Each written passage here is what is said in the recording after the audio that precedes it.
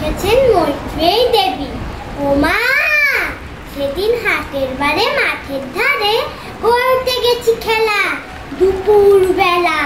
এমন সময় এলোমেলো কোথা থেকে বাতাস এলো হঠাৎ থেকে অন্ধকারে সমস্ত দিক কেমনে দিল ঢেকে। উড়ে ওরা ছুটে বেড়াই ঘর, ও এসেছে ঝড়। আমার যেন লাগলো ভারী ভালো, যে দেখি আকাশখানা একেবারে কালো। কালো হলো বকুল তলা, কালো চাপার বন, কালো জালে দিয়ে পারি আসলো মাঝি তাড়াতাড়ি।